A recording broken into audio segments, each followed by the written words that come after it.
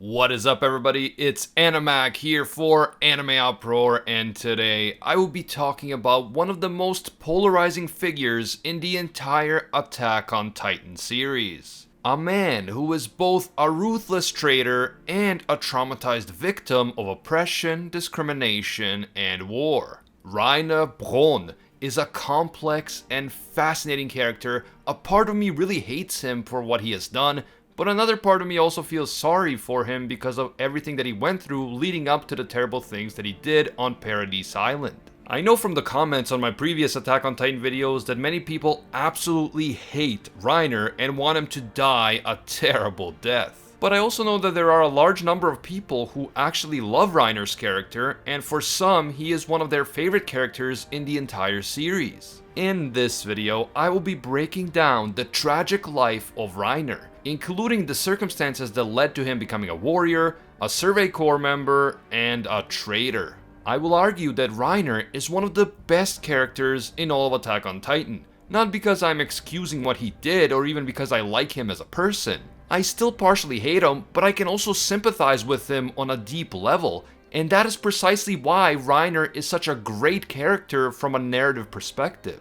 Reiner evokes strong emotions within us, both good and bad, while being a multidimensional and multifaceted character.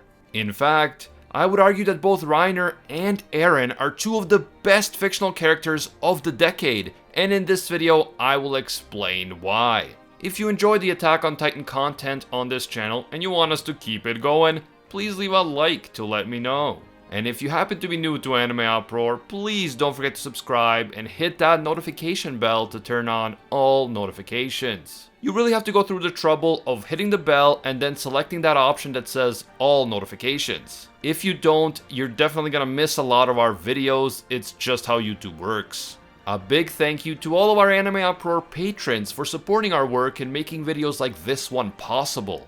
With demonetization, false copyright strikes, and now COPPA, patrons are more important than ever, so thank you guys so much. I'll talk more about Patreon at the end of this video, but now let's get into it. Oh, and I almost forgot, definitely spoiler alert, there will be spoilers in this video for the Attack on Titan manga. I'm covering everything we know so far about Reiner, so please proceed with caution. You have been warned.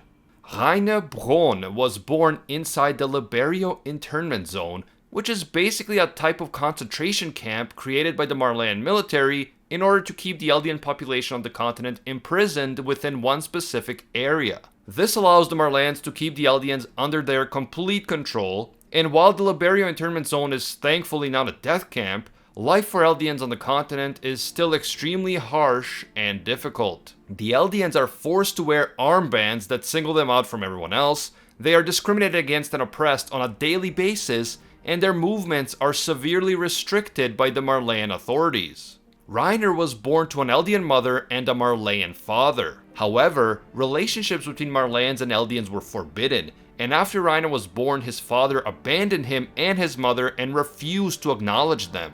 His father's rejection had a profound impact on the young Reiner. He became obsessed with earning his father's love, and he and his mother concluded that the best way to do this would be to join the warrior program. Successful candidates of the warrior program were granted the status of honorary Marleyans, so Reiner and his mom believed that once they became honorary Marleyan citizens, Reiner's father would come back and they could live together as a family.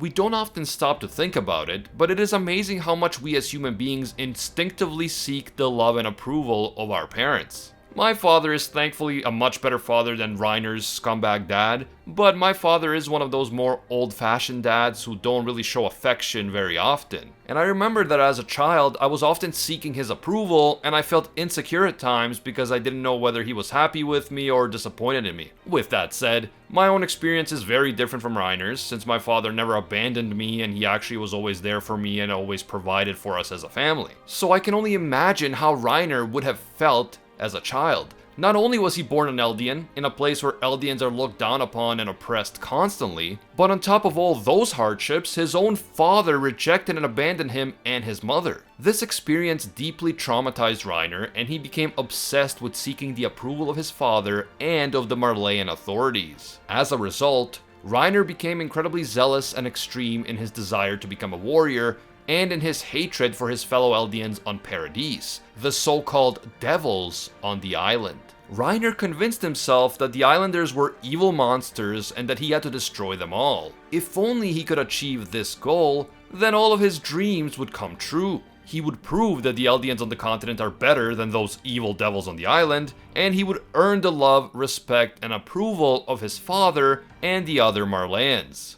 Definitely not gullible and naive at all. Reiner was determined to become a warrior and inherit one of the Titan shifter powers so that he could fight against the Eldians on the island on behalf of Marley. But despite his determination, he was not one of the strongest candidates for the position. There were others who were more suited to inherit the available shifter powers, and Reiner was unlikely to inherit any of them in the near future. Despite the fact that you could actually see this as a good thing, since everyone who inherits a Titan shifter power is destined to die after only 13 years, Reiner refused to listen to reason. He was convinced that if he could inherit a Titan power, he could fight against the devils on the island and become a hero to the Marleyans. He believed that if only he could earn the honor of becoming one of the shifters, the Marleyans would accept him and his father would finally acknowledge him and his mother. Eventually, Reiner was able to inherit the armored Titan power, but it wasn't because he was the most qualified candidate. It was because Marcel Galliard, who was the Jaw Titan shifter at the time,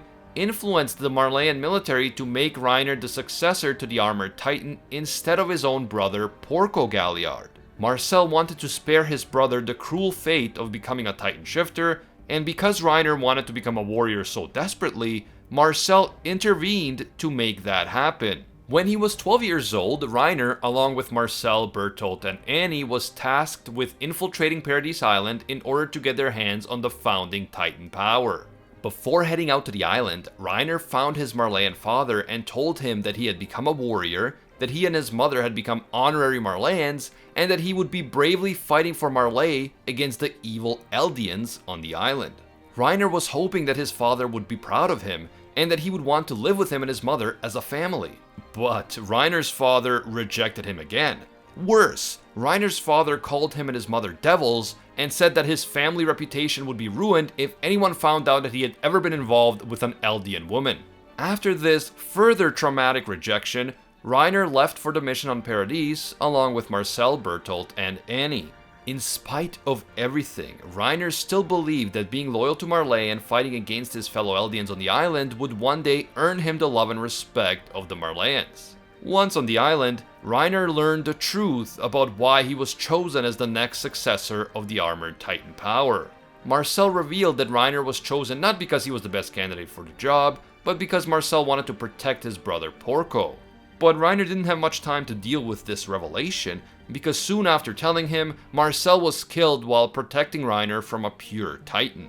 In an instant, the warriors on the island were left in enemy territory without their leader. Bertolt and Annie wanted to abort the mission, but Reiner couldn't let that happen. He blamed himself for Marcel's death. After all, Marcel died protecting him from the pure Titan, and so Reiner couldn't allow the mission to fail because of his inability to protect himself. Reiner decided that he would take on the mantle of leader and that he would be the one to make sure that their mission was ultimately a success. You really have to remember Reiner's life story up to this point and what his mind state would have been at this time. Becoming a warrior was Reiner's only purpose in life for as long as he could remember. It was his obsession because he believed that that was the only way for him to earn the love and respect of his father and the Marleyan society in general. If he agreed to abort the mission now, he would have been giving up his entire life, the purpose for his existence. He just couldn't let that happen, so he decided to replace Marcel as the leader of the group. He even began exhibiting certain aspects of Marcel's personality. He learned to be commanding and assertive, and he suppressed his own feelings of worthlessness and inferiority. But deep inside, Reiner blamed himself for Marcel's death. He felt that he wasn't good enough to inherit the armored Titan power, and he eventually came to realize that his plan to win over his father's acceptance was probably just a delusion. Eventually, the three warriors infiltrated the walls and joined the 104th Training Corps. Once there, Reiner continued to exhibit leadership qualities, and he became a big brother figure to the other Training Corps recruits. He was known for placing the well-being of others before his own, and he earned the respect of his comrades on the island. But something else happened during this time. Reiner came to see firsthand that the Eldians on the island were not devils or monsters. They were normal people, just like the Eldians on the continent. Some of them were bad people, but many others were good, kind, caring, and friendly. On the one hand, Reiner was still loyal to Marley and to his mission to retrieve the founding Titan power. But on the other, he realized that the propaganda he had been exposed to for his entire life was false. Everything he thought he knew about the Eldians on the island was a lie. Reiner found it difficult to cope with the fact that he genuinely liked and cared for his friends within the training corps, and yet he was sworn to hate them for being devils and to one day destroy them all. Eventually, this difficult psychological situation led to a mental split within Reiner. He seemed to oscillate between being a loyal warrior and a loyal member of the Survey Corps.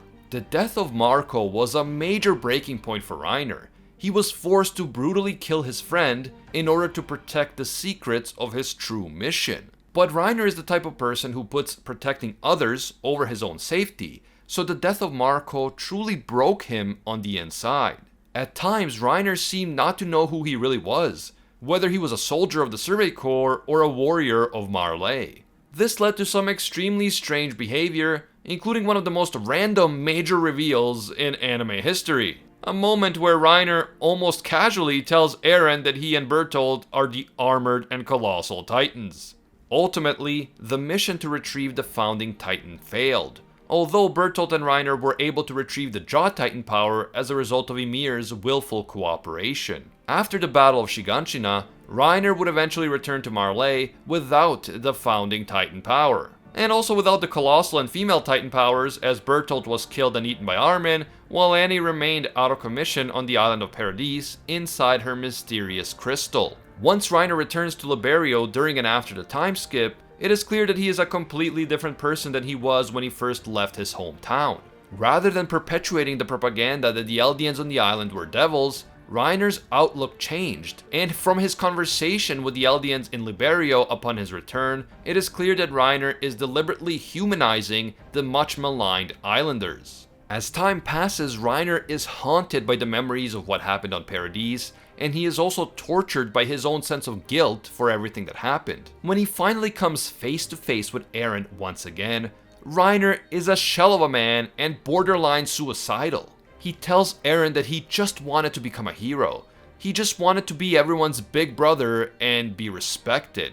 But because of his decisions, he was directly responsible for the deaths of thousands, including the death of Eren's mother. Reiner says that he hates himself and he urges Eren to just end his life because he can't live with himself anymore.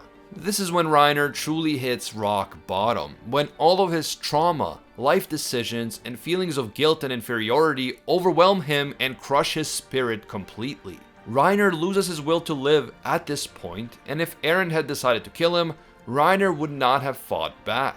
But Eren decides not to kill Reiner, a bad strategic move in the long run, but probably a move born out of the emotional connection that the two of them formed as comrades. When Eren begins wreaking havoc inside the Liberio internment zone and killing hundreds of people, Reiner's will to live eventually returns, and he decides that he must stop Eren and save as many people as possible. As you can see, Reiner's life has been an emotional roller coaster with many heartbreaking twists and turns. I can definitely understand how Reiner came to be who he is today, and how he came to do what he did when he helped to destroy Wall Maria. He grew up in an environment where absolute hatred for the Eldians on Paradis was forced on him from a very young age. And the Eldians on the island were not presented to him as human beings, but as evil devils who had to be destroyed. Reiner started blaming these so-called devils for all of his problems, and he thought that if only he could become a warrior and prove himself by fighting against the devils, he would finally be respected and accepted by his father and the wider Marleyan society. This became his obsession and singular purpose in life. Keeping that in mind, I can definitely understand how Reiner came to the conclusion that destroying Wall Maria and letting all of the pure titans in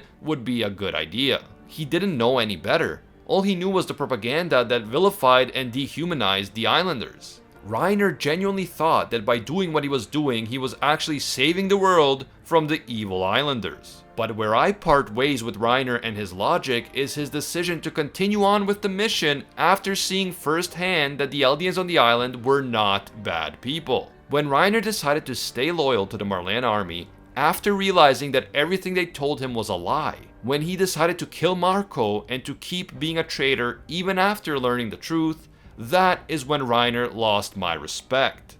I still think he is an amazing character, a multi-dimensional and complex person who lived a tragic and heartbreaking life. But I cannot respect and like him as a person because of the decisions that he made after he learned the truth from his own experience. I can understand the decisions that he made back when he was just acting on false knowledge and propaganda that was hammered into him for his entire life. But when he decided to keep supporting Marley's military campaign after realizing that it was all founded upon lies, Reiner became a willing accomplice to murder and injustice. That is the moment when Reiner becomes fully responsible for his actions, and I could never support what he ultimately chose to do. But with that said, I can absolutely understand why so many people would love Reiner as a character, and as I said at the beginning, I think that Reiner and Eren are two of the best fictional characters that have emerged in this last decade. Reiner is loved by some, hated by others, and both loved and hated by many more.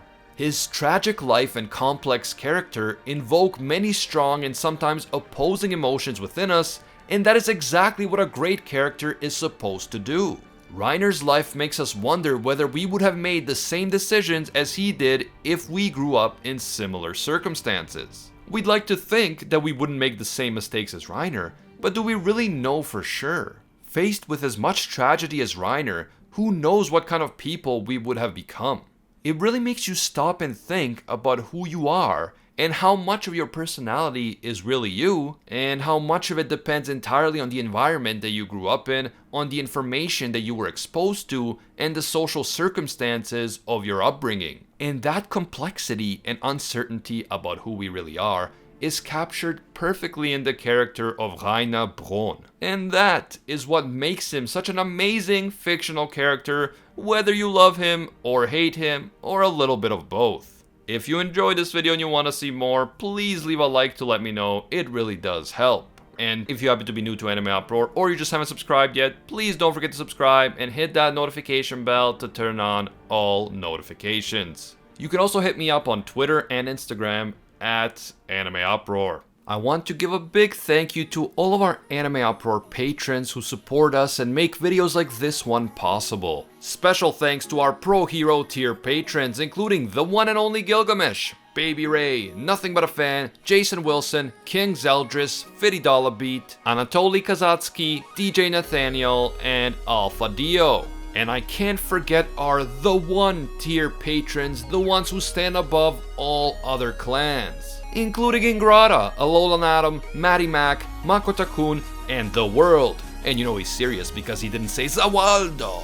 If you enjoy our videos and you feel that they provide value to your life, please consider becoming a patron. Even a single dollar will give you access to our patron exclusive Discord, and your name will appear in our videos along with these amazing people. As always, thank you guys so much for watching, and until next time, see ya, Space Cowboys.